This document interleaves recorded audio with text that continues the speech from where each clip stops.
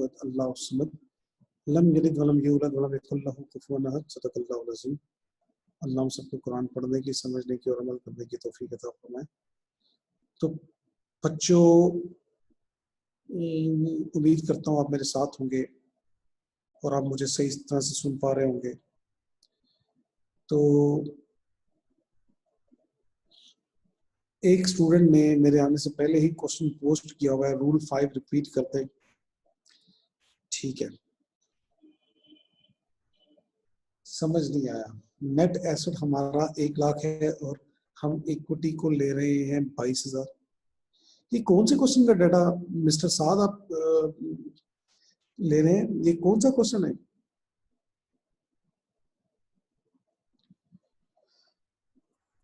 शहनाज का क्वेश्चन है, हम प्री एक्विजिशन प्रॉफिट को नॉन कंट्रोलिंग इंटरेस्ट होल्डर्स में पोर्शन वाइज क्यों डिस्ट्रीब्यूट कर रहे हैं, जबकि वो प्री एक्विजिशन है। उस वक्त तो पेरेंट का कोई हक नहीं था, पेरेंट का नहीं था, माइनॉरिटी का तो था। वो 100% नॉन कंट्रोलिंग वालों को होगा। Please clarify confusion. जनाब ठीक है, कर देता हूं। ओके, साद और शहनाज सुमरो दोनों का क्वेश्चन मैंने ले लिया। अब मलिहा, सब्सिडरी की प्री एक्विजिशन रिटर्निंग का ब्रेकडाउन बता दें। 4,000 जो पोस्ट एक्विजिशन 70% ग्रुप रिटर्निंग में गया है, 30% एनसीआई में। वो जो 3,000 था प्री एक्विजिशन रिटर्निंग थी, उसका 30% एनसीआई में गया, बाकी 70% एनसीआई का पार्ट क्यों नहीं मिला? मलिया, आपके क्वेश्चन में ही आपका जवाब है। हम चूंकि 70% के मालिक हैं, तो 70% प्रॉफिट ग्रुप का है, 30% माइनॉरिटी का है। तो 30% ही माइनॉरिटी को जाना है एनसीआई।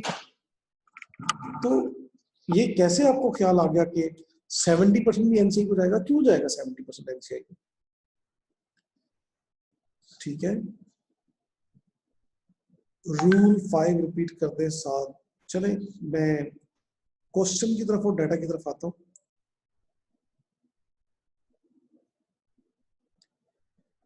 पहले रूल 5 में रिपीट करता हूं साथ के कहने पे। If a subsidiary is not a wholly owned subsidiary, अगर हम 100% के मालिक नहीं है, सादा लफ्जों में ये बात कि अगर हम 100% के मालिक नहीं है, अगर सब्सिडरी मेरी पूरी की पूरी मेरी अपनी नहीं है, यानी कि मैं 90% का, 95 का, 80 का, 80, 70 का, 75 का, लेस देन 100% का मालिक हूं, तो फिर एनसीआई कैलकुलेट होगी, माइनॉरिटी का हिस्सा कैलकुलेट होगा।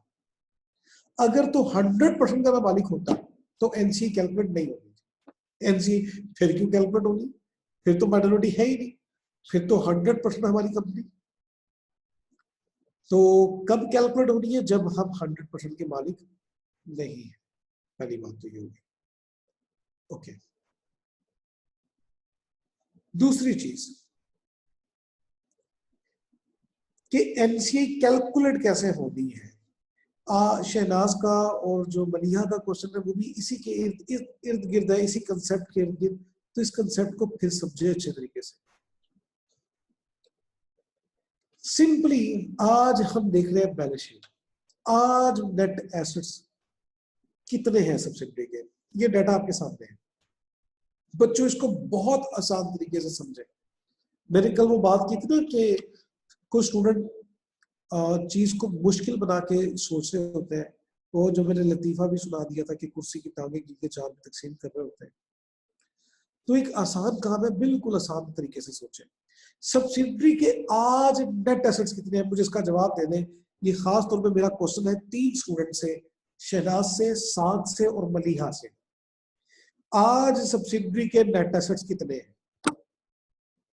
Net assets mean equity.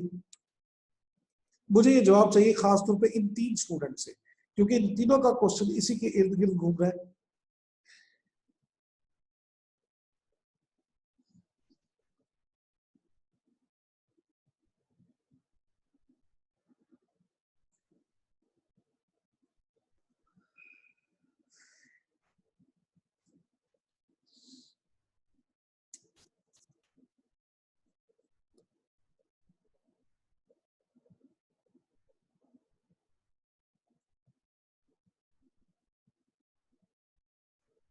22 22 22 22 22 वजाहत ने पता नहीं 80,000 कहां से बोल दिया। नेट एसेट्स और 80,000 तो कहीं से नहीं बनता यार। नेट एसेट सब्सिडी के 22 है और मेजोरिटी ने ये आंसर ठीक दिया वजाहत के अलावा। वजाहत ने पता नहीं 80 क्यों बोल दिया। तो 22 के नेट एसेट्स है इस वक्त आपको स्क्रीन पे नजर भी आ रहे हैं। आज अगर मैं सिर्फ ये देखना चाहूं कि इस 22,000 में हमारा कितना हक है और माइनॉरिटी का कितना हक है, तो सिंपल आंसर क्या होना चाहिए कि इस 22,000 का 30% माइनॉरिटी का, यानी कि नॉन कंट्रोलिंग पर्सन का, और वो बनता है 6600 और बनता है 6600। ठीक है बच्चों, तो यही हमने लिखा था ना बैलेंस शीट के फेज पे 6600। तो अब बताएं इससे आसान तरीका क्या होगा 6600 को समझने का, एनसीआई को समझने का। सिंपली जितने भी नेट एसेट्स आज रिपोर्टिंग डेट पे हैं सब्सिडरी के, उसको माइनॉरिटी की परसेंटेज से मल्टीप्लाई करते हैं। सिंपली हम देखना क्या चाहते हैं कि आज सब्सिडरी के एसेट्स हैं 22,000 के, नेट एसेट्स मीन इक्विटी, इसमें सब्सिडरी का कितना हिस्सा है 30%, सॉरी माइनॉरिटी का कितना हिस्सा है 30%, 6600। ठीक हो गया बच्चों, ये बात समझ आ गई। खासतौर पर मलिहा, शहनाज, साद जिन्होंने क्वेश्चन पूछा था। ओके जी, सब बच्चों को ये 6600 अब क्लियर हो गया। ओके दैट्स फाइन जी। शहनाज आपकी इनपुट भी आ जाए तो ओके। और मलिहा ने क्वेश्चन क्या पूछा था, let me check again. Sheikh Abdul Rafi का क्वेश्चन है कि होमवर्क वाले क्वेश्चन पे आते हैं, राफी साहब अभी आते हैं उस पर।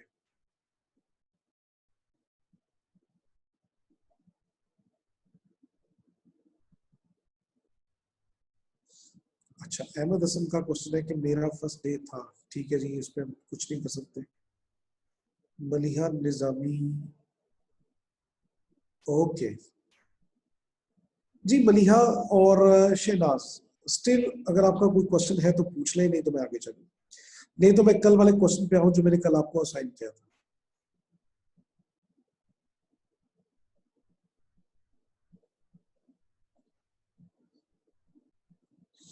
हाफिज नुमान साहब, वो मैं उस ग्रुप का एडमिन शायद नहीं हूँ, अगर हूँ भी तो मुझे नहीं, चले मैं देख लूंगा, अगर मैं एडमिन हूँ तो मैं आपको लिंक भेज दूंगा। तो ग्रुप बनाया हुआ मेरा नहीं है, लेकिन मैं देख लूंगा। क्लियर हो गया मलिहा निजामी, दैट्स ग्रेट। और नो क्वेश्चन फिलहाल, ओके दैट्स ग्रेट। ले जी, हम ना उस क्वेश्चन पे आते हैं जो मैंने कल आपको असाइन किया था। ये CI1 आपको असाइन किया और मेजोरिटी स्टूडेंट्स ने कल मुझे व्हाट्सएप पे ही ये नवीद सुना दी थी कि 622 इज द फुटिंग। जिसकी 622 फुटिंग है मेरा ख्याल है वो ठीक है, लेकिन हम इसको प्रॉपर यहाँ पे सॉल्व करके देखते हैं। जी फरहाद, ग्रिपिंग IFRS बुक बहुत ही अच्छी बुक है, बहुत अच्छी बुक है, लेकिन अगर आपके पास लेटेस्ट है, अगर तो वो 2008-9 वाली है तो उसको फाड़ के फेंक दे, वो सारी चेंज हो गई है। लेकिन 2019 में दोबारा आई है, 18-19 में आई है मेरा ख्याल दोबारा, तो 2019 वाला अगर एडिशन है आपके पास तो वो बहुत अच्छा है। ठीक है, लेकिन मैं तमाम स्टूडेंट्स को रिकमेंड नहीं कर रहा, मैं तमाम स्टूडेंट्स को बस ये रिकमेंड कर रहा हूँ मेरे साथ साथ चले, मेरे दिए हुए नोट्स को कर ले, काफी है पेपर पास करने के लिए। ओके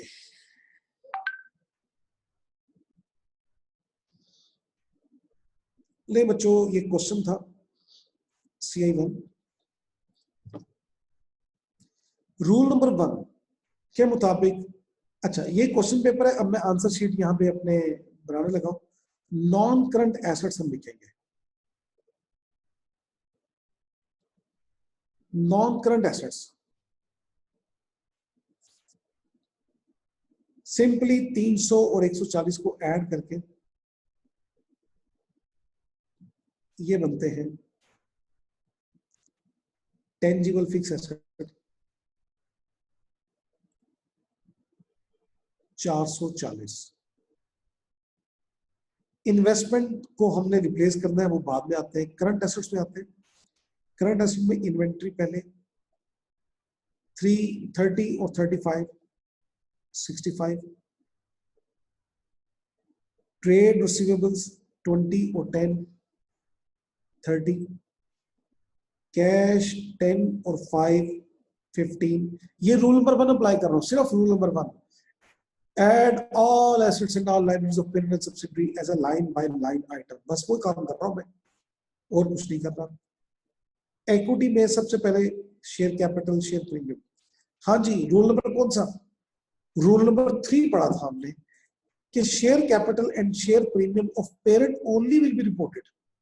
ठीक है, तो सिर्फ पेरेंट का, ये रूल नंबर 3 है। 250 and 100 share capital share premium सिर्फ पेरेंट का आएगा। रूल नंबर हमने 4 पढ़ा था ग्रुप रिटेनिंग का, तो उसको हम बाद में अप्लाई करते हैं। रूल नंबर 5 हमने पढ़ा था एमसीआई के हवाले से, वो बाद में करते हैं। अब उसके बाद दोबारा आ जाती है हमारे पास नॉन करंट लायबिलिटी, इसके ऊपर फिर वही रूल नंबर 1। रूल नंबर 1 का मतलब add all asset and all liability as a line by line item. तो 10% लोन में 65 और 0 65, creditors 25 and 40 65।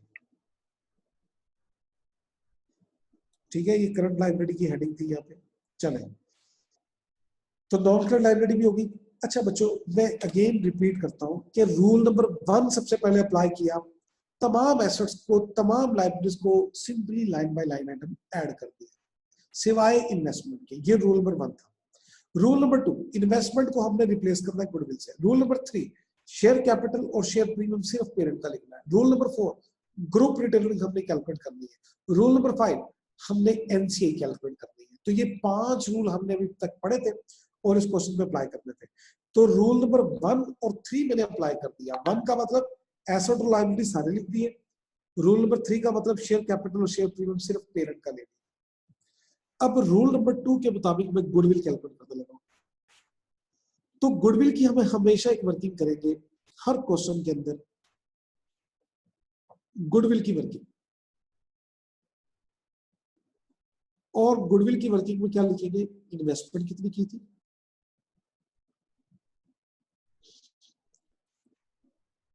रूल नंबर 2 आपको दोबारा याद करवाऊं। Investment by parent in subsidiary is eliminated and replaced by goodwill if any. तो इन्वेस्टमेंट कितनी की थी? 180 की। तो 180 की इन्वेस्टमेंट की पेरेंट ने सब्सिडियरी में, इसके बदले में मिला क्या? 80% शेयर्स अक्वायर किए, 80% शेयर्स अक्वायर किए। और जिस दिन अक्वायर किए उस दिन रिटर्न क्या थी? 5 मिलियन। क्वेश्चन पेपर में देखें, 5 मिलियन रिटर्न थी। अच्छा, शेयर कैपिटल क्या था, शेयर प्रीमियम क्या था, ये तो नहीं बताया हुआ। तो हम एज्यूम करेंगे शेयर कैपिटल जो आज है वही एक्विजिशन डेट में था 100 का। शेयर प्रीमियम जो आज है 30 मिलियन, वही एट एक्विजिशन था।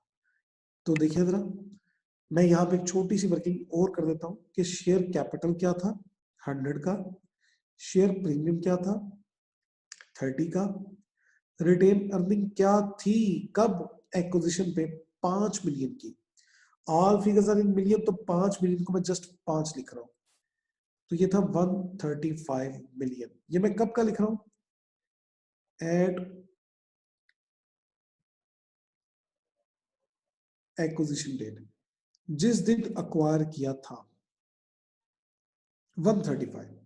ले जनाब दोबारा देखें, क्या हमने पूरी कंपनी अक्वायर कर ली थी? नहीं, हमने 80% शेयर अक्वायर किए थे। दोबारा क्वेश्चन पेपर में नजर आ रहा है आपको 80% शेयर। तो 135 वाली कंपनी सारी हमारी नहीं होगी थी, हम तो 80% के मालिक बने। तो हमारे हिस्से क्या आया? 135 का 80%, 108। तो कितनी एक्स्ट्रा अमाउंट हमने पे की? 72। 72 गुडविल। इस गुडविल को हम लिख देंगे बैलेंस शीट में वर्किंग का रेफरेंस देके। जो पहली वर्किंग की है मैं इसका नाम रख देता हूं वर्किंग नंबर 1। जो दूसरी वर्किंग कर रहा हूँ इसका नाम रख देता हूँ वर्किंग नंबर 2। तो वर्किंग नंबर 2 का रेफरेंस देके मैं यहाँ पे लिख दूंगा गुडविल 72।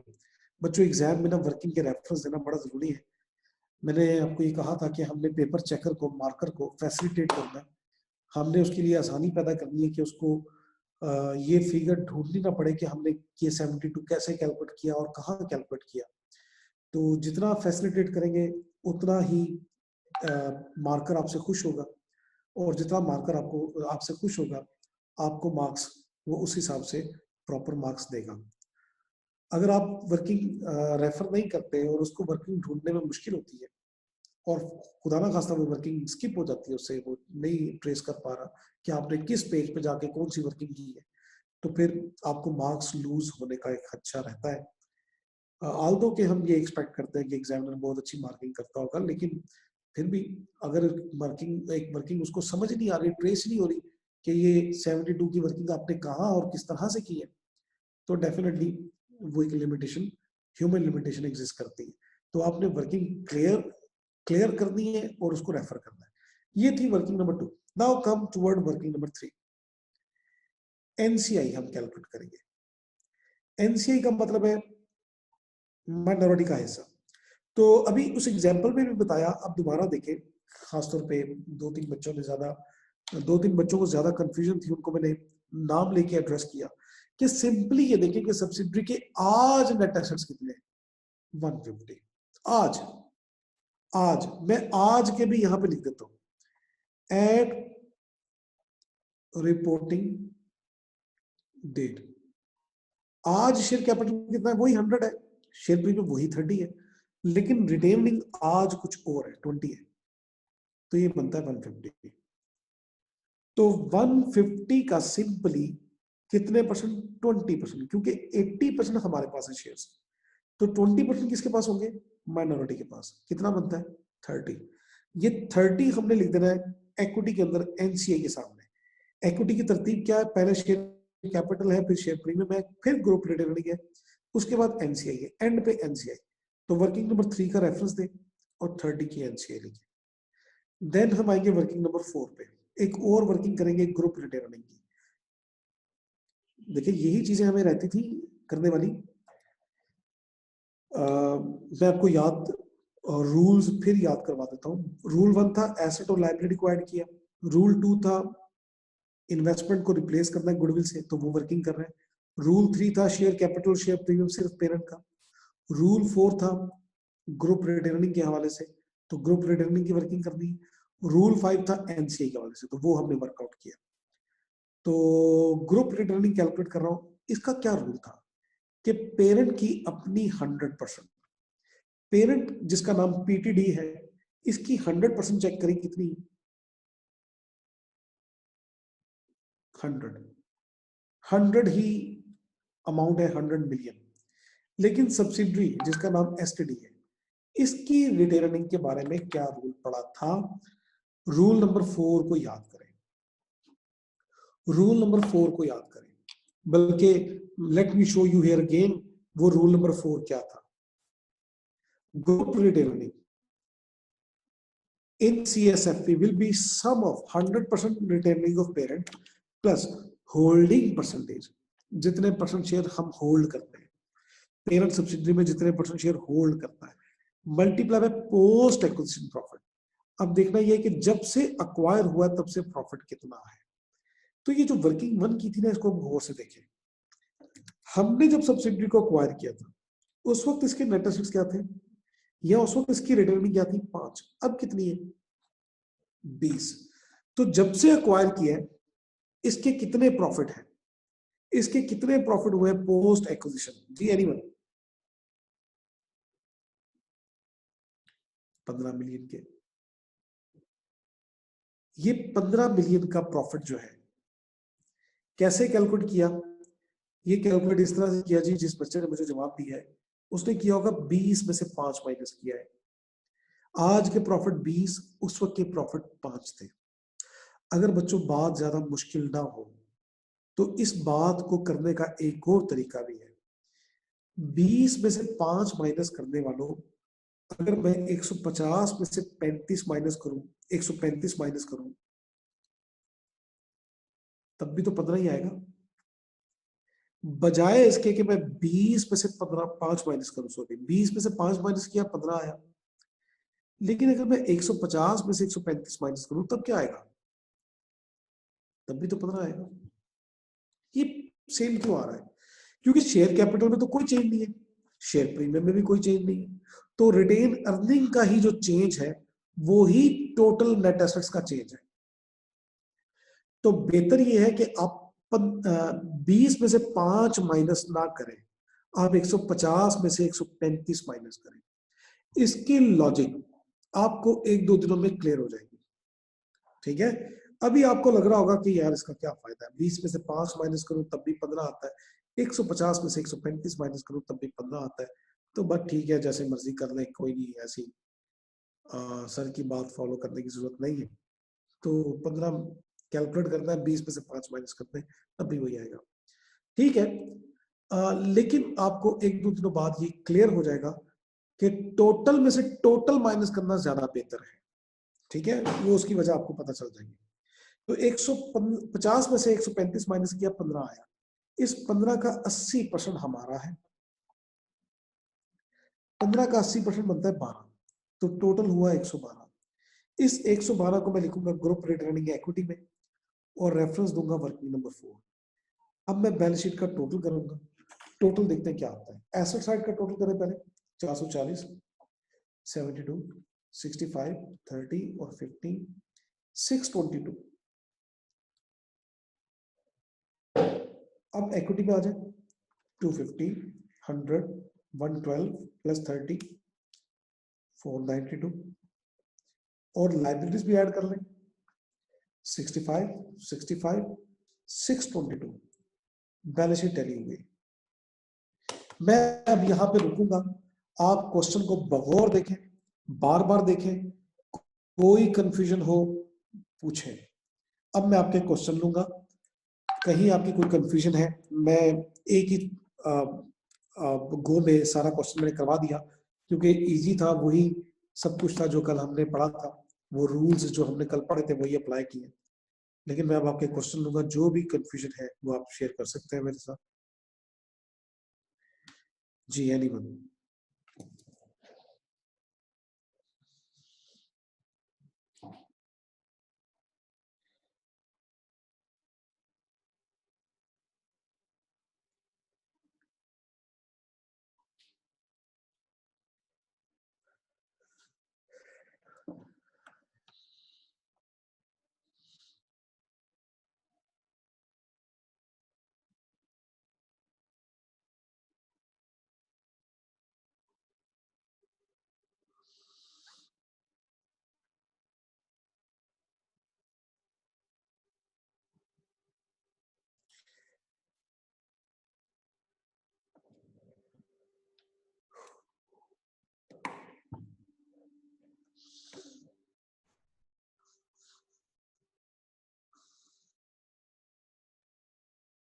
सैरिश का क्वेश्चन है, will we incorporate interest on loan? Sarish, इस क्वेश्चन में तो फिलहाल इंटरेस्ट कोई नहीं था, तो जब वो इंटरेस्ट की बातें आएंगी तो उस वक्त डिस्कस करेंगे। तो अभी तो हम क्वेश्चन को फोकस करें। खिजर ने कहा वर्किंग 3 रिपीट करते, मैं कर देता हूँ। नूरीन ने कहा कि 2018 और 19, डेफिनेटली 19, पुरानी बुक्स क्यों खरीदेंगे आप, तो 19 प्रेफरेबल है। लेकिन अगर फॉर एग्जांपल आप ये कह रही है कि 18 में खरीद चुकी हूँ, तो फिर 19 के ऊपर इन्वेस्टमेंट करने की जरूरत नहीं है, सिवाय इसके कि कुछ पेजेस का चेंज आता होता है। कुछ ज्यादा चेंज नहीं आया 2019 में, तो डोंट यू वरी, आप 18 वाला वॉल्यूम ले सकते हैं, कोई इशू नहीं। लेकिन अगर खरीदना है तो फिर 19 खरीदना चाहिए, लेटेस्ट खरीदना चाहिए। अब्दुल राफे, आपका क्वेश्चन क्या है मुझे नहीं पता, आपने कहा क्वेश्चन देख रहे हैं, लेकिन क्या क्वेश्चन पूछा है मुझे नजर नहीं आ रहा आपका question. You can ask again. Okay, एक बच्चे ने कहा वर्किंग 3 रिपीट कर दे। रमीज दुरानी साहब का क्वेश्चन है, रिटेन अर्निंग पेरेंट का 80% रिटेन में गया, अच्छा, how many lecture are go, ठीक है, बाकी 20% एनसीआई में आ गया, ठीक है। रमीज दुरानी आप क्वेश्चन पूछ रहे हैं कि आंसर बता रहे हैं? आप सही कह रहे हैं, सब्सिडरी के प्रॉफिट का, पेरेंट के प्रॉफिट का नहीं, सब्सिडरी के प्रॉफिट का 80% पेरेंट के प्रॉफिट के साथ ऐड हो गया और 20% एनसीए में चला गया हुआ है, ऑटोमेटिकली चला गया हुआ है।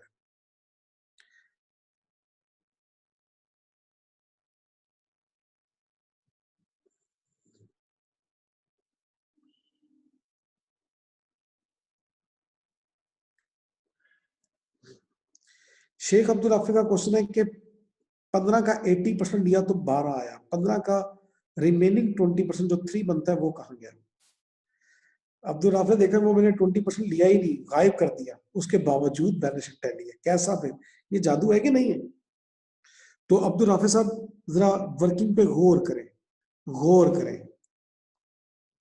मैं एनसीआई 150 का 20% कैलकुलेट कर रहा हूं, जरा तवज्जो, वर्किंग पे नोट गौर करें।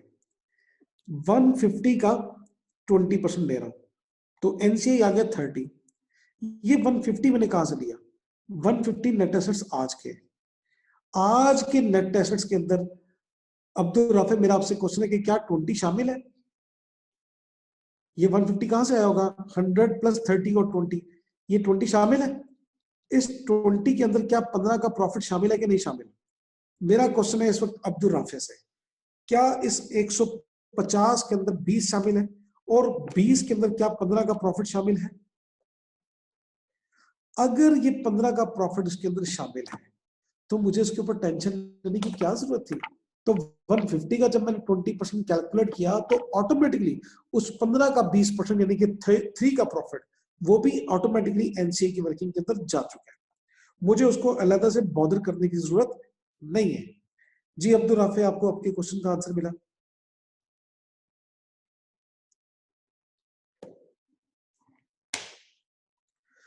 अच्छा, प्लीज मेरा आपसे एक रिकमेंडेशन है कि चैट बॉक्स में ना आप क्लास से रेलेवेंट क्वेश्चन पूछें, सब्जेक्ट से रेलेवेंट।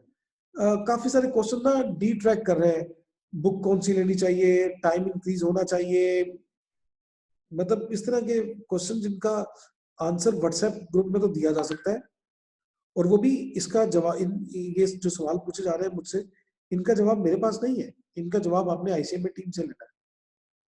टाइम इंक्रीज होगा कि नहीं होगा, बुक कौन सी लेनी है, इवन बुक जो लेनी है वो तो मैंने आपको पहले दिन कहा कि नोट्स जो मेरे हैं बस वही आप लेके चले।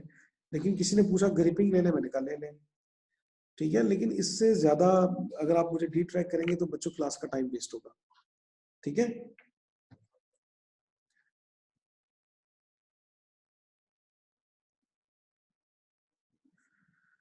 ये क्वेश्चन वाले नोट्स कहाँ से मिलते हैं यार? ये पता नहीं कहाँ से मिलते हैं, ढूंढनी पड़ेगी जगह।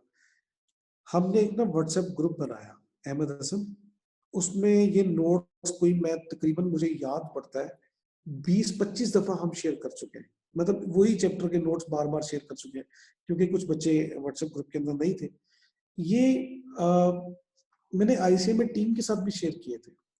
अगर किसी बच्चे के पास अभी तक ये नोट्स नहीं है जो मैं इस वक्त स्क्रीन पे हम देख रहे थे, तो ये नोट्स ले लें, व्हाट्सएप ग्रुप में आके ले लें, या आईसीएमआर टीम को कहेंगे कि जो चैप्टर मैंने शेयर किया हुआ है वो चैप्टर आप ले लें।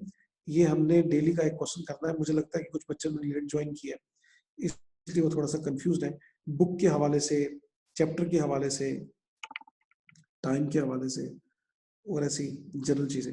मैंने आपसे पूछा था मैं आपके क्वेश्चन दूंगा इस वर्किंग से रिलेटेड जो मैंने की है। इस वर्किंग से रिलेटेड किसी के माइंड में कोई कंफ्यूजन है, कोई क्वेश्चन है तो पूछें, नहीं तो हम आगे चलें।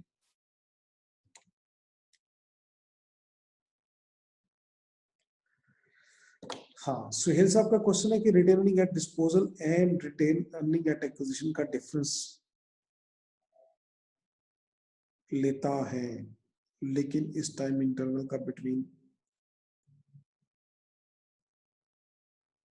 भी तो रिटेन अर्निंग होगी। मैं कोशिश कर रहा हूँ कि आपके इस क्वेश्चन को ट्रांसलेट करके समझ पाऊँ आप क्या कहना चाह रहे हैं।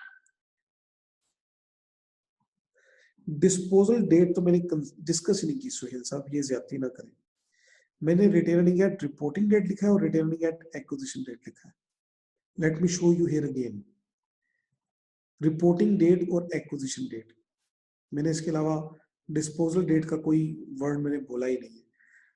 Retaining at disposal and at acquisition का डिफरेंस हमें लेता है, लेकिन इस टाइम इंटरवल का बिटवीन, नहीं मुझे आपका क्वेश्चन समझ नहीं आ रहा, मादल के साथ सुहेल साहब मुझे आपका क्वेश्चन समझ नहीं आया।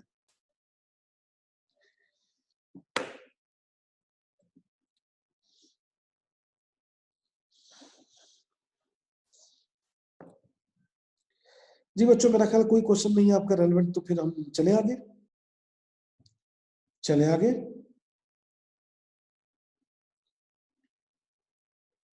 ओके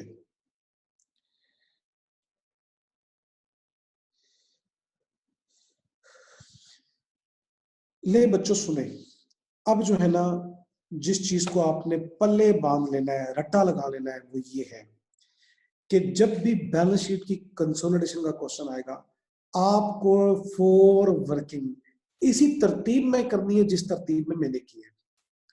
वर्किंग वन आपने हमेशा करनी है, इस वर्किंग का मैं नाम रखने लगा हूं equity of subsidiary. Equity of subsidiary, और इसके हमेशा दो कॉलम बनाने हैं आपने, एक बनाना है एट एक्विजिशन डेट का और एक बनाना है एट रिपोर्टिंग डेट का। इन दोनों कॉलम में शेयर कैपिटल और शेयर प्रीमियम तो हमेशा कॉमन होंगे, लेकिन रिटेन अर्निंग का फर्क होगा। तो ये वर्किंग हमने क्यों करनी है अभी दोबारा बताता हूं। वर्किंग टू पे आ जाए। वर्किंग टू हमने हमेशा हर क्वेश्चन के अंदर करनी है गुडविल की, हर क्वेश्चन के अंदर। तो गुडविल की जब वर्किंग करनी है, इसमें मुझे चाहिए इन्वेस्टमेंट की अमाउंट और net assets of subsidiary at acquisition. तो मुझे वर्किंग वन की जरूरत पड़ेगी। देखें कैसे, देखें जरा, वर्किंग वन मैंने इसलिए की, मैं अब आपको बता रहा हूं वर्किंग वन क्यों की थी। वर्किंग वन इसलिए की थी कि मुझे एक्विजिशन डेट के नेट एसेट्स पता चले, ताकि मैं वर्किंग टू में उसको यूज कर सकूं। ये मैंने वर्किंग टू में यूज किया, मैंने 135 का 80% लिया। और वर्किंग टू क्यों कर रहा हूं, क्योंकि गुडविल कैलकुलेट करनी है, और गुडविल कैलकुलेट करके मैंने बैलेंस शीट के फेस के ऊपर शो करनी है। तो इसलिए वर्किंग टू आपने हर क्वेश्चन में करनी है गुडविल से रिलेटेड, हर क्वेश्चन में आपने वर्किंग थ्री करनी है एनसीआई से related, NCI non controlling interest. और इसमें आपने 150 लिया। 150 कहां से लिया, 150 आपने लिया वर्किंग वन के सेकंड कॉलम से। तो वर्किंग वन के दोनों कॉलम दोबारा देखें हमें क्यों चाहिए थे। वर्किंग वन का पहला कॉलम किस लिए चाहिए था, ताकि वर्किंग टू कर सकते हैं। वर्किंग वन का दूसरा कॉलम किस लिए चाहिए था, ताकि वर्किंग थ्री कर सके। और वर्किंग थ्री क्यों करनी है, ताकि एनसीआई हम कैलकुलेट करके बैलेंस शीट के फेस पे शो कर सके। वर्किंग फोर करनी है ग्रुप रिटेनिंग के हवाले से। इसमें पेरेंट का प्रॉफिट तो आएगा, लेकिन सब्सिडरी के प्रॉफिट के लिए हमें नेट एसेट चाहिए। कौन से, रिपोर्टिंग डेट वाले भी और एक्विजिशन डेट वाले भी। इन दोनों का डिफरेंस लेना है हमने 150 और 135 का, जिससे हमें पता चलेगा जब से एक्वायर किया तब से लेके आज तक एक्विजिशन डेट और रिपोर्टिंग डेट। रिपोर्टिंग डेट का मतलब है आज की डेट तक, आज की डेट। तो एक्विजिशन से लेके आज तक का प्रॉफिट क्या है, इन दोनों का डिफरेंस 15। 15 का 80% आया 12। और ये ग्रुप रिटर्निंग क्यों कैलकुलेट की, क्योंकि हमने ये पुट करनी है अगेन बैलेंस शीट के फेस के ऊपर। तो हर क्वेश्चन के अंदर, कंसोलिडेटेड बैलेंस शीट के हर क्वेश्चन के अंदर आपको ये चार बेसिक वर्किंग करनी है। कुछ क्वेश्चन में हमें इन चार वर्किंग के अलावा भी कुछ वर्किंग करनी पड़ेगी, वर्किंग 5, 6, 7, 8, लेकिन चार ये वर्किंग हर क्वेश्चन में लाजमी होंगी, ये बेसिक वर्किंग होगी। ठीक हो गया बच्चों।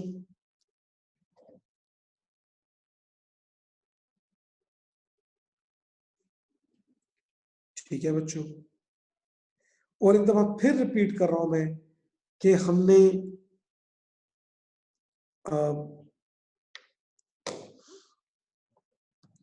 वो 5 बेसिक रूल जो पढ़े थे वो पांचों अप्लाई कर दिए कि नहीं किए, एक दफा फिर देख लेते हैं।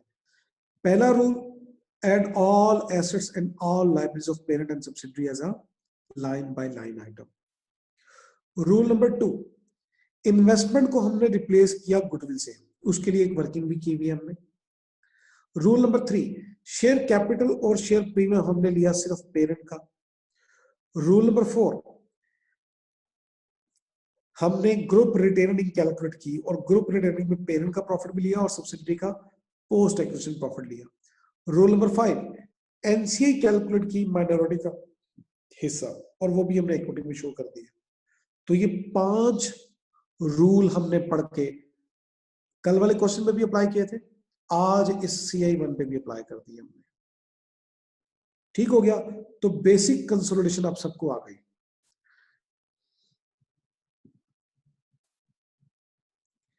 किसी का मजीद कोई क्वेश्चन है तो पूछ ले, नहीं तो हम अब आगे एक स्टेप आगे चलने लगे हैं।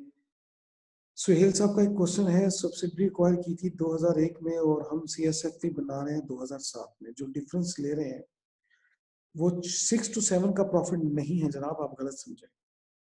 नहीं जनाब, नहीं नहीं, सुहेल साहब अपने कंसेप्ट को ठीक करें। मैं यहाँ पे जो बात करूंगा उसको बड़े गौर से सुनना है।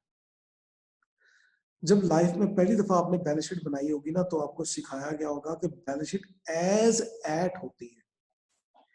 एज एट का मतलब क्या है, आज तक के एसेट होते हैं इसमें, आज तक की लायबिलिटी होती है।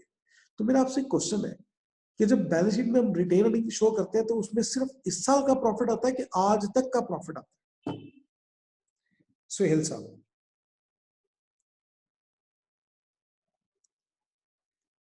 इस साल का प्रॉफिट आता है कि आज तक का प्रॉफिट आता है?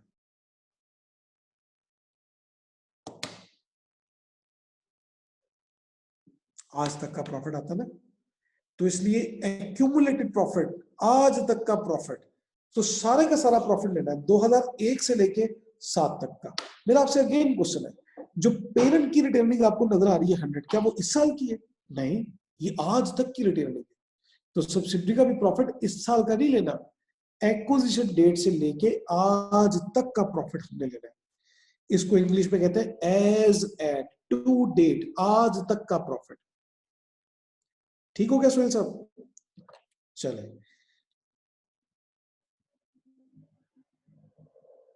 जी अहमद हसन अपना क्वेश्चन पूछे,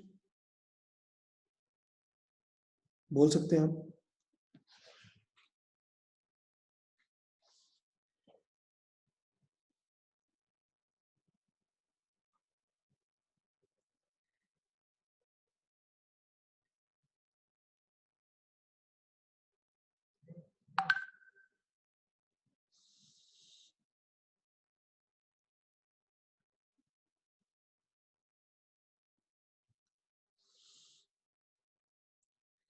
चले, नहीं बच्चों, आज एक स्टेप हो आगे हम जाएंगे और कुछ रूल्स हम पढ़ेंगे। बात कुछ यूं है कि कंसोलिडेशन जो हम पढ़ रहे हैं ना, ये IFRS 10 की रिक्वायरमेंट है। IFRS 10, IFRS 10 कह रहा है कंसोलिडेटेड फाइनेंशियल स्टेटमेंट बनाए, लेकिन जो गुडविल कैलकुलेट कर रहे हैं ना, ये IFRS 3 इसका तरीका बताता है कि गुडविल कैलकुलेट कैसे होती है। ये गुडविल की कैलकुलेशन का मेथड IFRS 3 है। अब आप रूल्स के पेजेस पे आएंगे, रूल्स के पेजेस पे आएंगे और हम यहां पे एक हेडिंग देंगे, फेयर वैल्यू के रूल्स। और ये जो रूल्स हम लिखने लगे, ये रूल्स IFRS 3 की रिक्वायरमेंट है।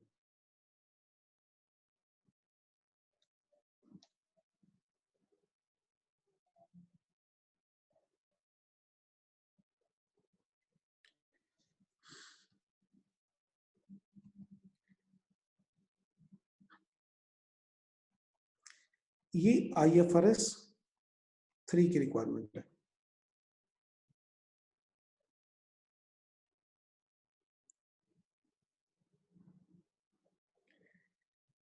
बच्चों एक दफा फिर सुन ले, आईएस का IFRS 3 का IFRS 10 के साथ कनेक्शन क्या है।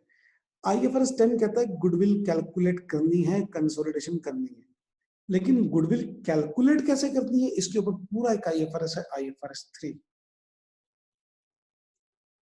तो गुडविल कैलकुलेशन का बेसिक रूल IFRS 3 जो बताता है ना, कि आप जब सब्सिडरी को अक्वायर कर रहे हो तो सब्सिडरी के एसेट्स की फेयर वैल्यू देखें, ना कि बुक वैल्यू। मैं न्यूमेरिकल डाटा के साथ इस बात को रिपीट करता हूं। बच्चों एक मैं गाड़ी लेने जाता हूं, मार्केट में यूज्ड कार लेने जाता हूं, यूज्ड कार। मेरा आपसे एक क्वेश्चन है, मुझे ये देखना चाहिए उस गाड़ी की बुक वैल्यू कितनी है। बुक वैल्यू का मतलब है जिसने बेचनी है उसकी बुक्स में कितने की आ रही है, या मुझे ये देखना चाहिए इसकी फेयर वैल्यू कितनी है। Fair value mean market value. मुझे क्या देखनी चाहिए, बुक वैल्यू की मार्केट वैल्यू।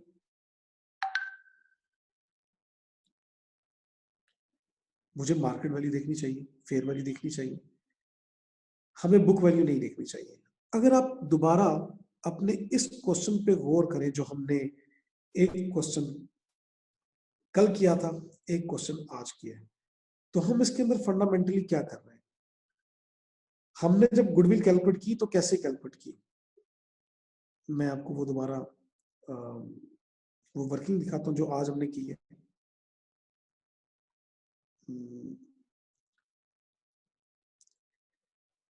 ये हमने गुडविल वर्किंग कैसे की। हमने गुडविल की वर्किंग की, इन्वेस्टमेंट 180 की है और सब्सिडी के नेट एसेट्स 135 के लिए। ये 135 की फिगर कहां से आई, ये 135 की फिगर सब्सिडी के नेट एसेट्स है। सब्सिडी के नेट एसेट्स की वैल्यू अकॉर्डिंग टू बुक नहीं ले रहे हम, ये तो बुक वैल्यू ले रहे हैं। लेकिन अभी आपने माना कि हमें बुक वैल्यू नहीं लेनी चाहिए, हमें तो मार्केट वैल्यू लेनी चाहिए।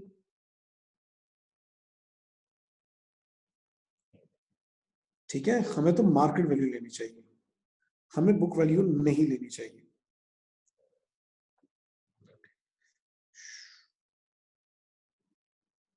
जस्ट अ मिनट, मेरा वो पेज जी। हमें बुक वैल्यू लेनी चाहिए, सॉरी बुक वैल्यू नहीं लेनी चाहिए, मार्केट वैल्यू लेनी चाहिए।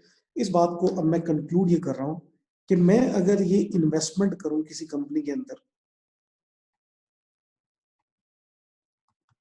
100 मिलियन की, और इसके बदले में मैं जो सब्सिडी एक्वायर कर रहा हूं उस सब्सिडी के नेट एसेट्स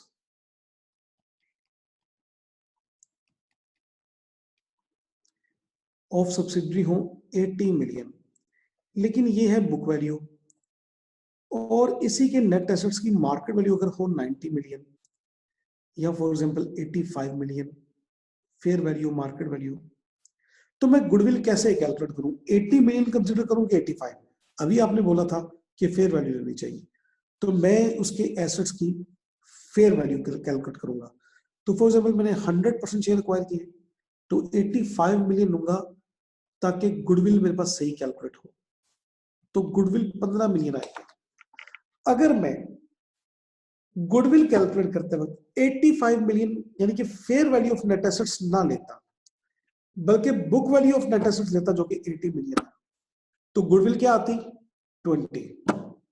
और बच्चों गुडविल का एक दफा फिर मतलब समझे, गुडविल का मतलब क्या होता है, एक्स्ट्रा अमाउंट जो हम पे कर रहे हैं, एक्स्ट्रा अमाउंट जो पे कर रहे हैं सब्सिडी को अक्वायर करने के लिए।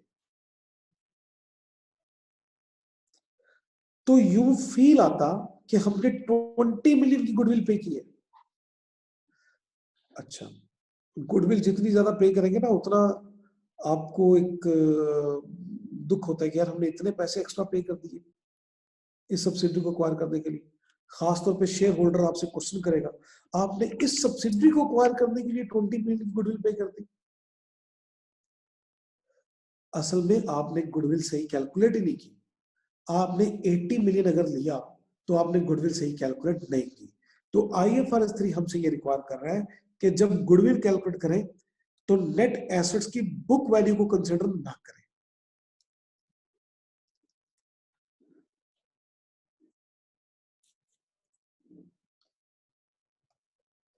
रादर फेयर वैल्यू को कंसिडर करें। तो फेयर वैल्यू को कंसिडर करें तो पता चला कि हमने 20 की गुडविल नहीं पे की, रादर 15 मिलियन की गुडविल पे की है। तो अब फिर शेयर होल्डर का थोड़ा गम और गुस्सा कम होगा, बजाय इसके कि आप उसको 20 मिलियन की गुडविल शो कर रहे होते। तो असल गुडविल आपने जो पे किया है वो 15 मिलियन है। तो IFRS 3 चूंकि गुडविल की कैलकुलेशन के साथ डील कर रहा है IFRS 3, तो IFRS 3 कहता है कि सब्सिडरी के तमाम एसेट्स हम फेयर वैल्यू पे लेंगे, बुक वैल्यू पे नहीं लेंगे। Is it clear? तो अब यहां पे मैं रूल लिखने लगा हूं, इस रूल को आप कॉपी करेंगे।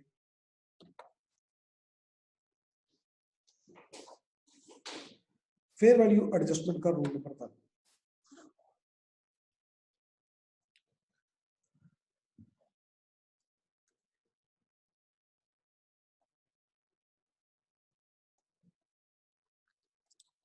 all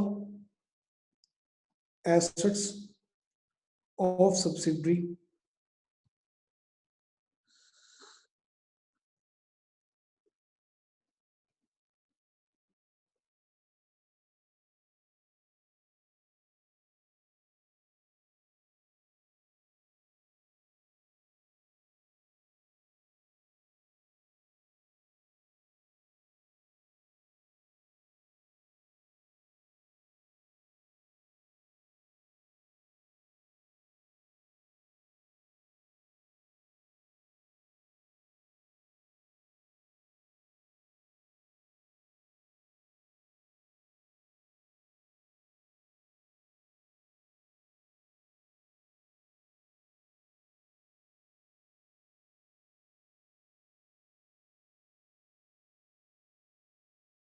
जी बच्चों कोई क्वेश्चन है किसी का?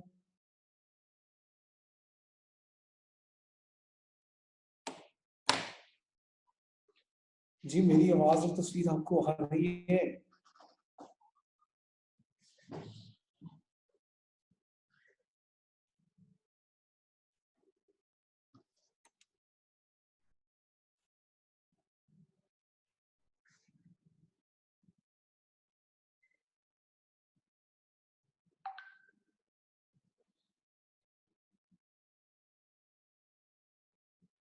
नहीं, मैंने रूल 1 लिखवाया ही नहीं है। मैं मुझे आइडिया हो गया था, एक दो स्टूडेंट ने मुझे कह दिया था कि जी वो तस्वीर नजर नहीं आ रही, लेकिन मैं अब कंफर्म कर रहा हूँ कि अब आपको तस्वीर नजर आ रही है, तो मैं रिपीट करता हूँ।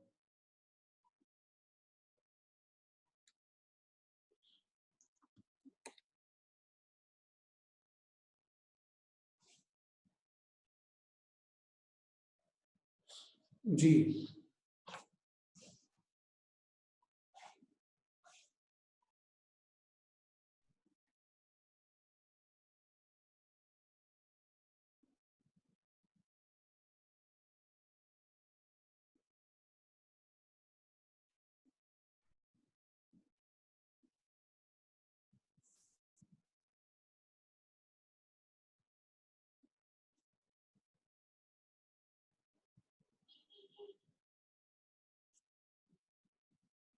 स्टिल मेरी स्क्रीन शो नहीं हो रही। अब स्क्रीन शो हो रही है मेरी?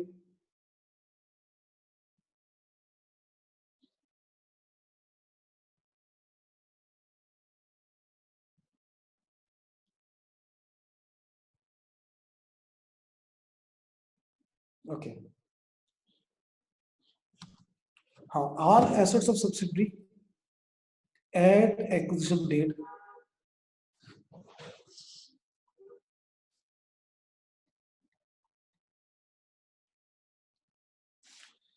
will be taken at fair value। अब इसके लिए मैं आपको एक वर्किंग बताने लगा हूं, क्या करेंगे। सच adjustment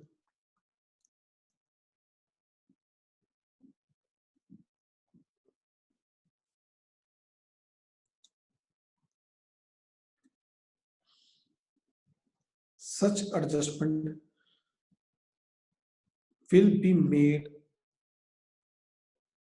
in column number 1 of working number 1। ये ब्रैकेट में मैं लिख रहा हूं। मैंने ना बच्चों, जब भी आपको वर्किंग नंबर 1 बोलना है तो आपके माइंड में क्या आना है? Equity of subsidiary. मैंने जब वर्किंग 2 बोलना है तो आपके माइंड में आना चाहिए गुडविल। मैं जब वर्किंग 3 बोलूं तो आपके माइंड में आना चाहिए एनसीआई। मैं जब वर्किंग 4 का वर्ड बोलूं तो आपके माइंड में आना चाहिए ग्रुप रिटेनिंग। मैं इन वर्किंग को ना स्टैंडर्ड मान के चलूंगा, हालांकि कोई स्टैंडर्ड की रिक्वायरमेंट नहीं कि ये वर्किंग इस तरह से होनी चाहिए, लेकिन ये तो तय है कि आपको हर बैलेंस शीट बनाते वक्त गुडविल की वर्किंग भी करनी है, एनसी की वर्किंग भी करनी है, ग्रुप रिटेनिंग की वर्किंग भी करनी है। तो मैं अपनी आसानी के लिए और आप स्टूडेंट की आसानी के लिए हम इस वर्किंग को नाम रख लेते हैं आज। वर्किंग 1 हम जब हमेशा करेंगे वो करेंगे इक्विटी ऑफ सब्सिडरी के लिए। वर्किंग 2 हम जब हमेशा करेंगे गुडविल के लिए। वर्किंग 3 हम जब करेंगे एनसीए के लिए। वर्किंग 4 जब करेंगे ग्रुप रिटेनिंग की। तो वर्किंग 1 के 2 कॉलम में आपको याद करवा दूं दोबारा। पहला कॉलम था कॉलम नंबर 1 एट एक्विजिशन वाला, दूसरा कॉलम था एट रिपोर्टिंग वाला। देख लीजिए, ये 2 कॉलम हमने बनाए।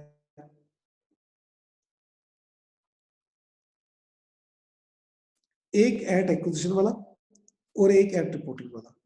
तो मैं जब रूल के अंदर ये वर्डिंग लिख रहा हूं कि हमने एडजस्टमेंट लेनी है, all asset of subsidiary at acquisition date will be taken at fair value, तो हमने एडजस्टमेंट कहां करनी है? वर्किंग 1 के पहले कॉलम में। पहला कॉलम कौन सा? एक्विजिशन डेट वाला कॉलम। ठीक हो गया?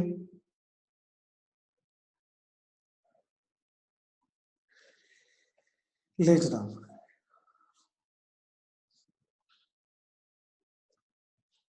रूल नंबर 2 इसका लिख लें। रूल नंबर 2 मैं 2-3 रूल लिखवा के यहाँ पे स्टॉप कर दूंगा, कल इंशाल्लाह हम उसके ऊपर क्वेश्चन करेंगे। Rule number 2,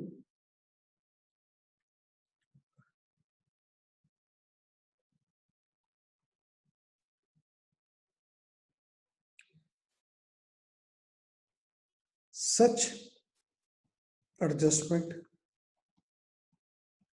will also be made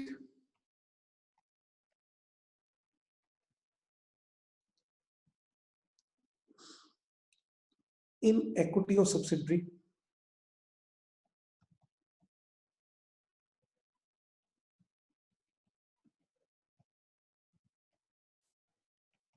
at reporting date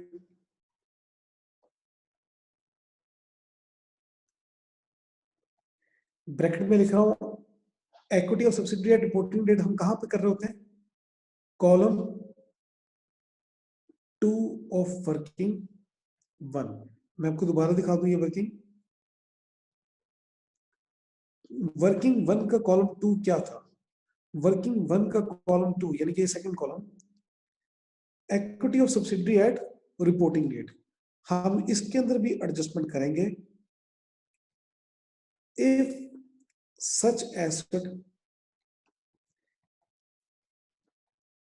is still held by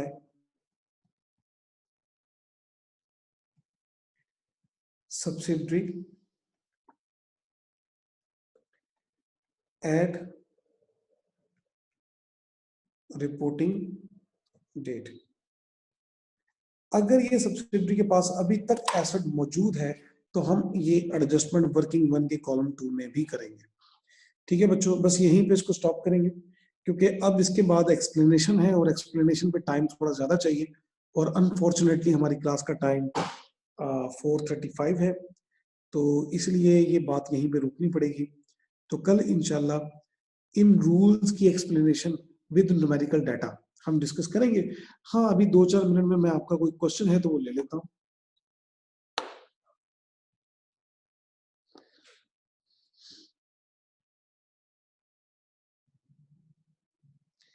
Laiba का क्वेश्चन है कि अगर बुक वैल्यू हाई होगी और फेयर वैल्यू लो होगी फिर गुडविल की कैलकुलेशन में बुक वैल्यू लेंगे या फेयर वैल्यू? लाइबा हमेशा फेयर वैल्यू लेंगे, फेयर वैल्यू हायर हो या लोअर, हम फेयर वैल्यू लेंगे। अब ये रूल की वर्डिंग देख लेने के बाद लाइबा मेरा ख्याल है कि कंफ्यूजन क्लियर हो गई होगी। हम हमेशा फेयर वैल्यू लेंगे चाहे फेयर वैल्यू हायर हो या लोअर हो।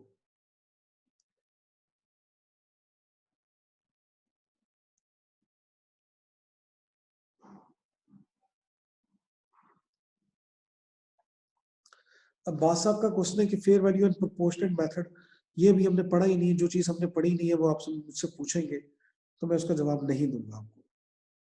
ये वो बातें जो हमने 4-5 लेक्चर के बाद, या शायद 4-5 लेक्चर नहीं तो 2-3 लेक्चर के बाद पढ़ दी है अब्बास भाई, तो इसलिए थोड़ा वेट करना पड़ेगा इन चीजों के डिस्कशन के लिए। आज का होमवर्क क्या है अरसलान अजीम? मैं कुछ होमवर्क नहीं दे सकता आज, क्योंकि जो अब नेक्स्ट क्वेश्चन करना था उसके लिए ये फेयर वैल्यू एडजस्टमेंट को अच्छे तरीके से समझना जरूरी है। तूबा कोई हमने सिलेबस कवर नहीं किया, पहला टॉपिक चल रहा है। बाकी अगर इस तरह के क्वेश्चन पूछने हैं तो आप व्हाट्सएप ग्रुप में राब्ता करें। व्हाट्सएप ग्रुप में बच्चों से पूछें, अपने पार्टिसिपेंट से पूछें, कोलीग से पूछें कि क्या क्या हमने किया है, नोट्स आपको मिल जाएंगे।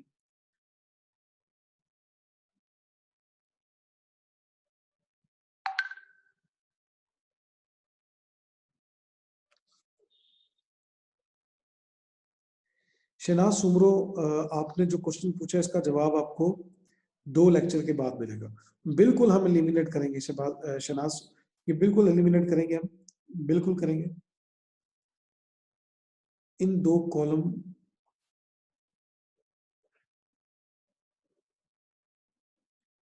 की स्क्रीन शो कर दे। ठीक है, मैं कर देता हूँ। ये हमने जो क्वेश्चन पहले किया था, इस क्वेश्चन को अगर कोई सॉल्यूशन का स्क्रीनशॉट लेना चाहता है तो ये स्क्रीनशॉट अवेलेबल है। CI1 का सॉल्यूशन आपकी स्क्रीन के सामने ये है। अगर कोई स्क्रीनशॉट लेना चाहता है तो यू कैन टेक इट। ठीक हो गया। इसके साथ ही आज का सदे समाप्त हुआ। इंशाल्लाह आपसे मुलाकात होगी कल सेम टाइम पे। Thank you very much and Allah Hafiz.